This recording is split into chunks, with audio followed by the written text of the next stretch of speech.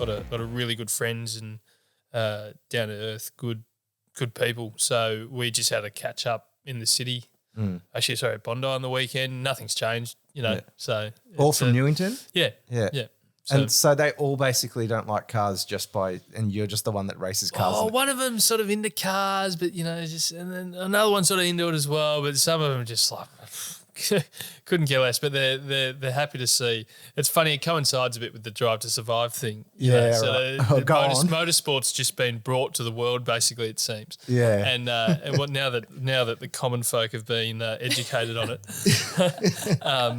now they're starting to get into it too. And they're like, oh yeah, we know a guy that races. I was like, look, I'm just a part-time guy trying to make it. I'm not Daniel Ricciardo, so. They're into it. Do they go to the track though and think that it's going to be like Drive to Survive when you turn up there? Like there's all these cameras and shit around you, and I mean there is some, but they hype it up a bit. But yeah. So with you're obviously we'll go back to your start of your career, but now you're racing with Gary Rogers in the Peugeots, aren't you? Yeah. So funny. Yeah. So 18. When I turned 18, I had my first race. Which is in pre-production. I got a little Suzuki, so we've still got that car. Still run that every now and again. And then, I just was on and off.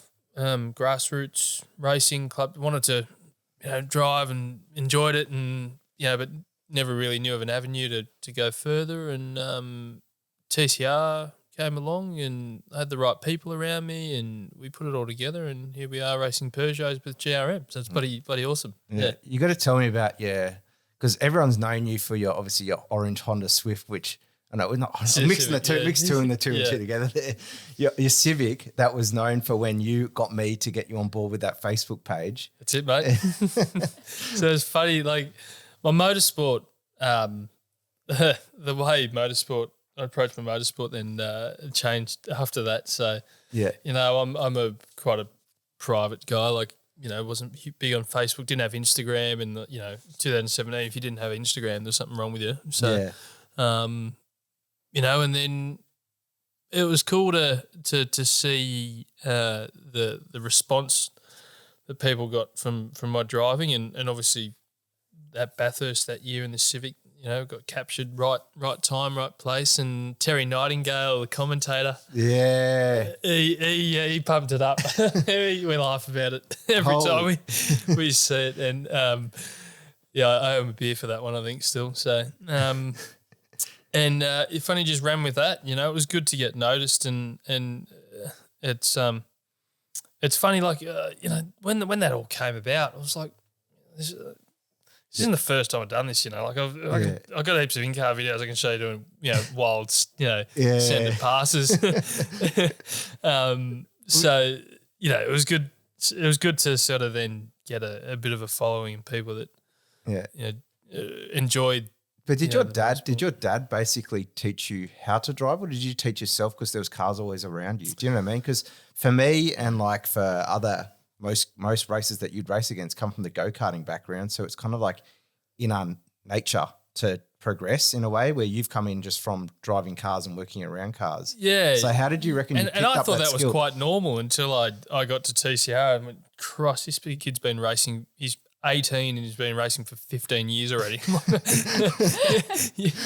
So you sort of realise the levels and to the game and then the experience that a lot of the guys around you have. But, mate, to answer your question pretty much, self-taught. Dad helped me along the way, but anyone knew my dad, you're being self-taught anyway. So it's it's funny, I remember the first track day I ever had was Oran Park South Circuit. Yeah, right. It was at Wakefield Park. Wakefield Park, yep. I can remember my early days of driving cars on track. I was 16. Yeah. And I just remember it to a T and loved it. I can remember battling to get a 118 around Wakefield, thinking, how good's this? Loving every minute of it. And, today's standard road cars would do 110s around, Wakefield. But was this in the Swift that you were doing? It was in the Swift, yeah. It was a Motorcana car that we had. I did some Motorcanas when I was 14. That was actually my first motorsport. So I only did a few of them, but loved it.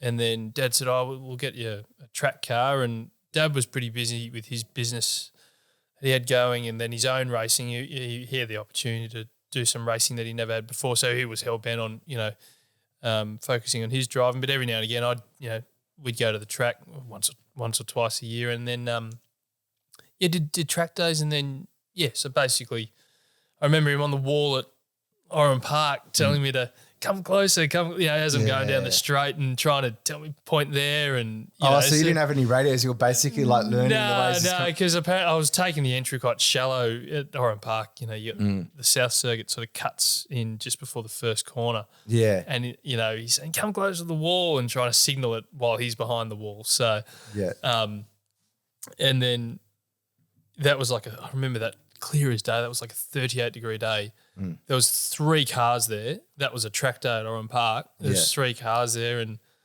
had the whole thing to myself. And I killed the car. Blew up my first engine. Might have been as a 15-year-old or 14. I was 16. 16, yeah. And then the car sat. Yeah, I only did track days for a year actually when I was 16. So then the car just sat there for 2 years until we. It's crazy to think about it though, like to what we're dealing with now where you're working with John and there's basically one track in Sydney and you have to go outside of New South Wales to go to another track, where you're just saying then where you could basically go to Oran Park and there's 3 cars there and that's the day. Oh, incredible. Yeah. It was my first day at Wakefield, right, was first ever track day I was at Wakefield. There was 6 cars. That's it. 6 cars. It was just a Wakefield speed off the street days. You pay $110 and that was it. And so, I didn't come in. I just kept going. It was awesome. There was no sessions or anything. I just went, and then there was 3 cars at this day at Oran Park. So that's what 2008 we're talking then, and then now you couldn't build enough racetracks in Sydney, I reckon, or in New South Wales, and the ridiculous thing is we're down to one permanent one, really. Because I'm trying to get Brooke into driving Emmanuel, like learning what we do in a way, but she's like, it's so hard to find a track for me to learn on. Do you know what I mean? Like, and the time too, and the travel.